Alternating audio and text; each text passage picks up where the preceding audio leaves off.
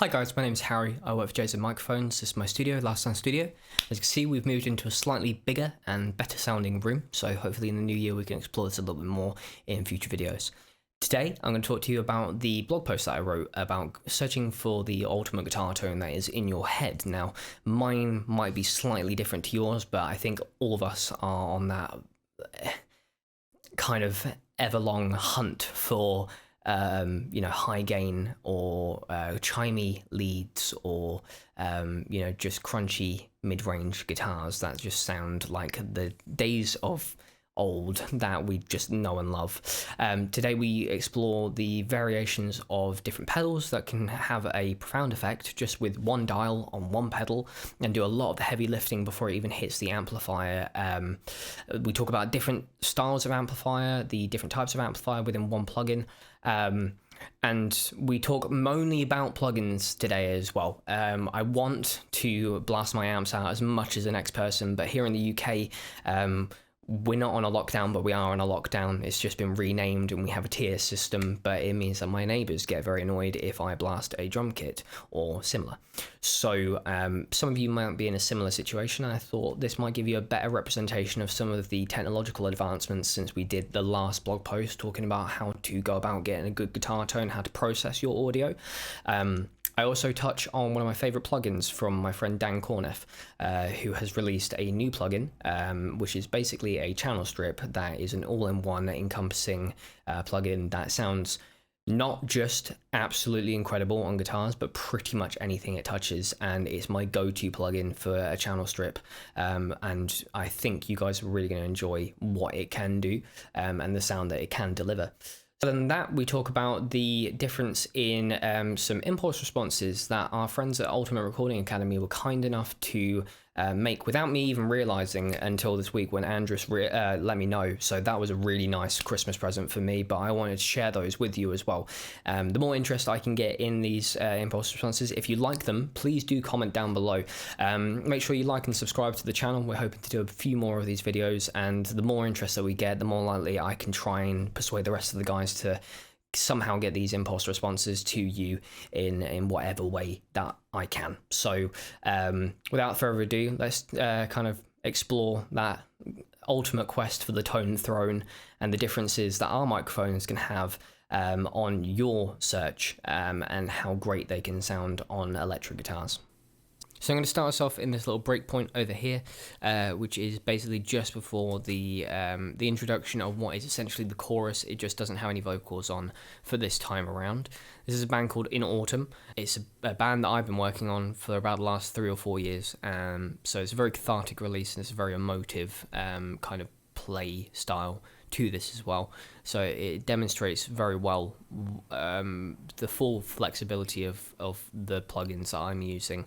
Plus also, we did this last year and we talked about how to process guitars, and I'll link the blog post in the description below, but with the advancements of the technology that we have in the world at the moment, it just seemed very prudent to talk about this again and kind of show where you can build your guitar tone up to at this point in time. So let's have a little listen to this section of the track, and then we'll move on to another one, and I'll solo the guitars and start talking about what I'm doing.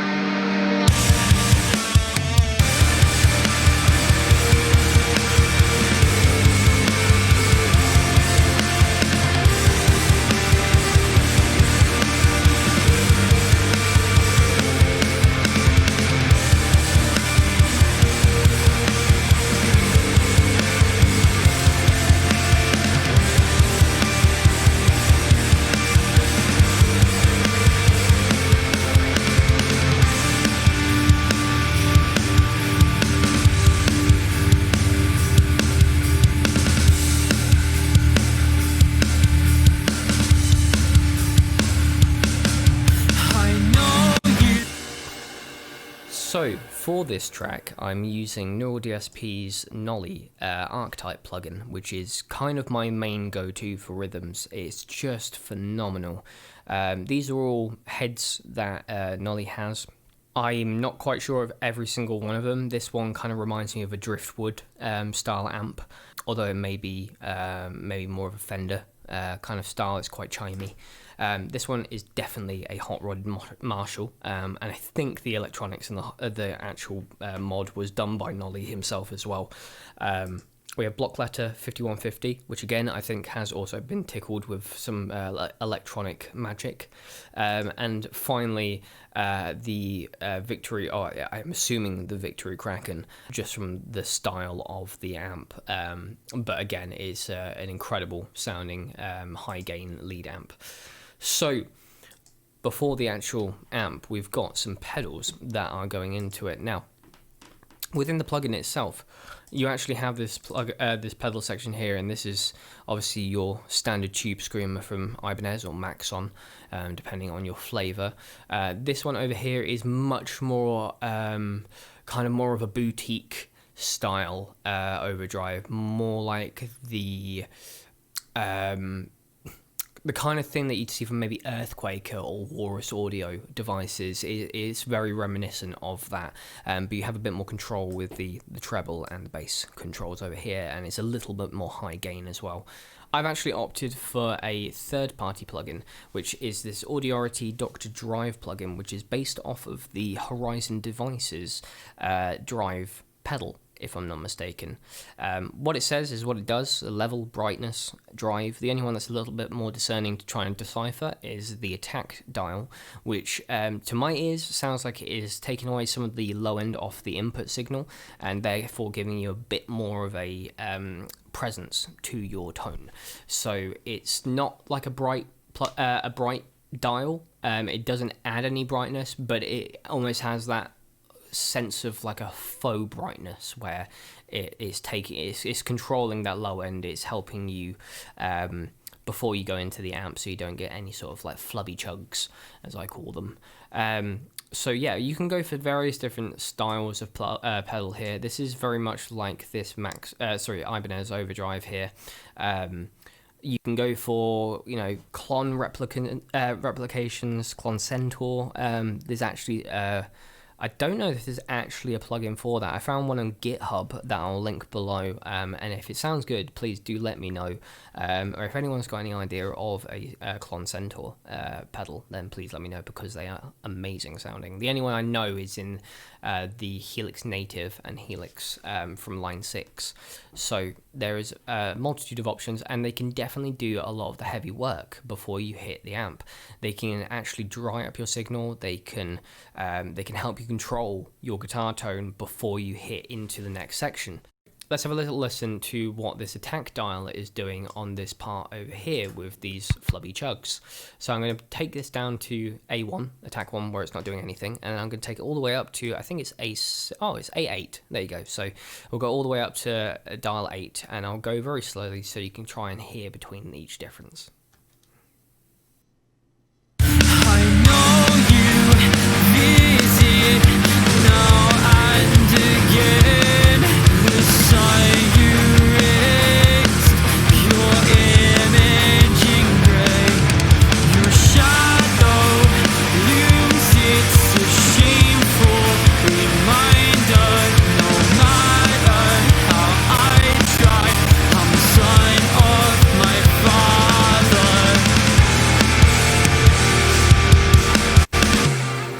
Massive difference, not an overtly notable difference, but I think when in solo, which is what I try to avoid, I try to listen to it in the mix to gain a better perspective of what's going on.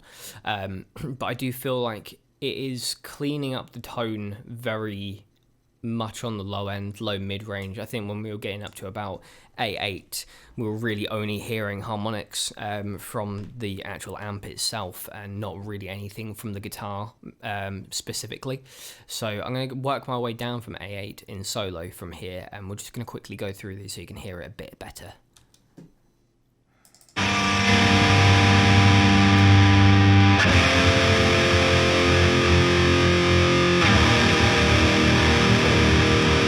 A4, we definitely get a lot more low-end resonance there.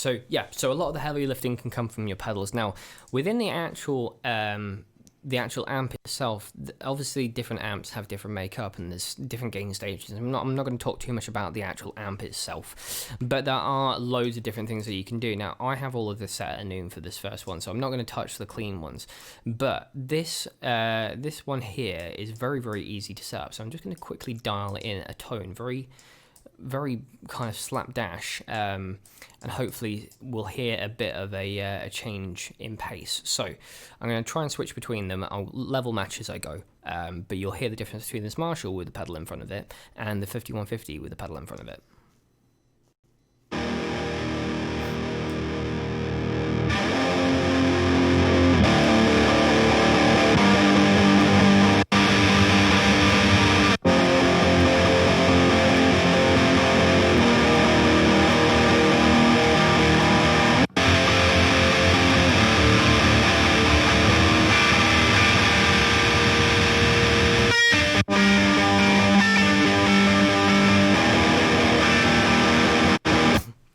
Just in the EQ of the actual amp itself, in how it's being pushed, I mean, we've got a little bit more warmth to it because of the master, which is to try and get it into a bit more of the gain range of the 5150, so you can kind of compare it a little bit more. But the warmth of this amp that's on the screen at the moment from the Marshall is not what I'm looking for in this track. I was looking for a bit more of that kind of 2000s scooped emo vibe for this. So the 5150 just seemed like the obvious choice, as it was back in that time anyway. But again, the actual dials themselves aren't too far off when in comparison. The only one being the master, because the 5150's master section, just the sweet spot is around about that point. So yeah, moving on. We've then got the microphones. Now I'm going to go from the center of this with the HH1 dynamic microphone from JZ. So I'm going to go just on this one mic. It's going to start off very, very brittle, just as a forewarning. And then we're going to go all the way through to the edge, and then we're going to go into the off-axis styles, which are all again exactly the same place, 1 inch, 1.5, 2 inch, and 3 inch, but off-axis meaning a 45-degree angle. So have a listen, and then you can kind of tell the difference between each one.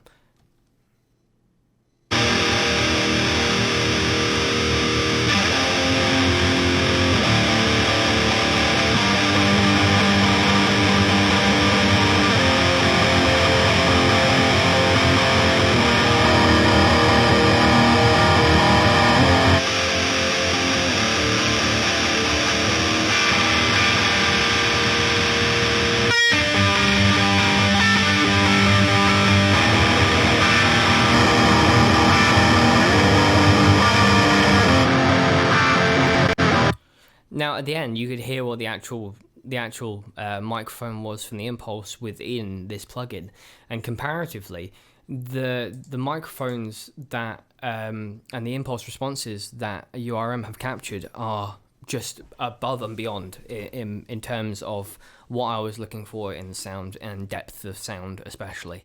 If you are looking to learn any mixing stuff other than this blog, I highly recommend going and checking out URM. They are great guys, great people to work with, and yeah, obviously know their stuff, as you can hear from this. So this is without, and then I'm going to show you with.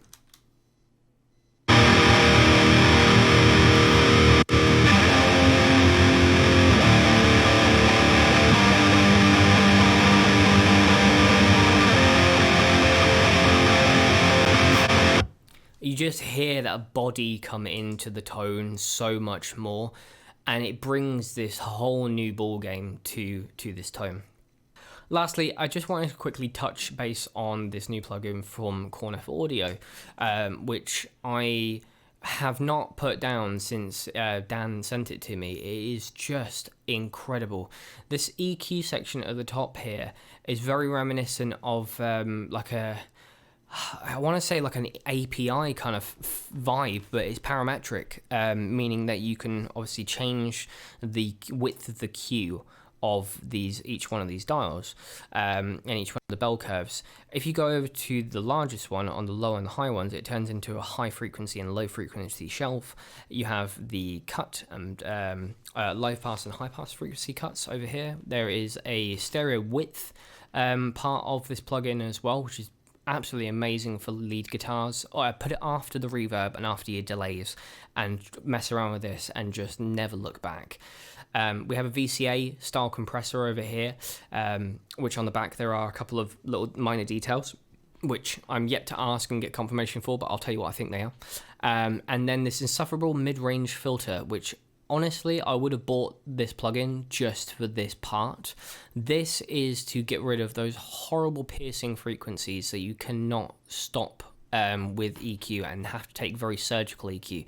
And as you can see from this little section here, you can actually get different octaves and different harmonics of one fundamental that you find, and it then reduces them by a half on before and after to make sure that you really do completely annihilate these horrific frequencies that you just do not want to hear. You can then compensate with a high frequency boost on this part here, which adds to another part of this EQ. It's almost like a presence dial that you'd find on some of the older style vintage EQs.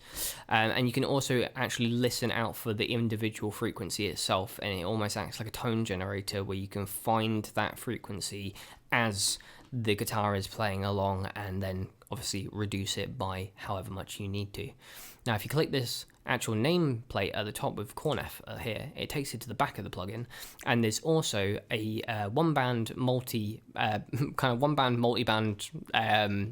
compressor, almost like a de-esser, but it's a frequency-dependent reduction. It's almost like de-essing or multi-band compression, but only one part. And it reminds me of the kind of controls that you get from the FabFilter multi-band, which is why I refer to it like this. You have your bandwidth, you have your frequency, you can see exactly how much you're reducing here, but also on this section over here as well. So if you read the first blog post regarding guitar tone processing, where I said using multi-band compression to control the low end, especially on those lower frequency notes, this plugin does it all within one, which is why it's just so good. This last dial over here, to control the actual EQ, changes between a modern and a vintage curve, which is absolutely incredible when you look at the difference between them, and it's a really good way of learning as well. The age of the circuit can be kind of moved and taken back and forward, so you can kind of you can see it almost just jittering a little bit over here and over here as the old age goes further back, and you get all the way back, and then you can start to see the low end. You start to get like these weird wavy harmonics starting to come out as well. So the older you get, the less stable the unit becomes. Lastly, on regards to the tone shaping, I'll touch back on this compression over here in a second, but the tone shaping, I like the fact that he names them like anyone actually cares, but proprietary signal processing module, and it is basically what it says on the tin. You have your tone shape, you have your transient response. You can either change it to bright or a dark transient response. You have your valves over here, you have your tape, and then you have what I'm assuming is a FET style aggressive mid-range, something that would be more along the lines of like a transistor based saturation. It's reminiscent of the SSL E console for me, and definitely has that upper mid-range focus.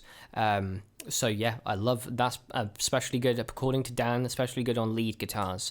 For me, rhythm, I like to use, if I'm not using tape saturation on the bus for guitars, I'll use tape saturation here, but otherwise I'll use this warm and round tube inspired sound, which gives me just that really kind of warm mid-range sausage bump that I love oh so much. Lastly, this compressed part, I have a feeling this is a high pass on this voltage dial here. It doesn't really say too much, but from what I can gather and what my ears discern, is a bit of a high pass frequency to kind of tell where the compression is actually going to be starting to compress with regards to the frequency spectrum, so it misses out up to 250 hertz, for example, or 100 hertz, for example. And then this distortion part over here just adds in a level of VCA distortion, which is Pretty subtle, in all honesty, unless you're using it on something that is a very, very kind of noticeable instrument, say like acoustic guitar or violins or something like that. But yeah, this is a brilliant plugin to use for those who are starting off. It's dead cheap as well for what it is, and I highly recommend going and picking up the demo at least, because I guarantee you won't want to put it down, and it's become an integral part to my workflow especially.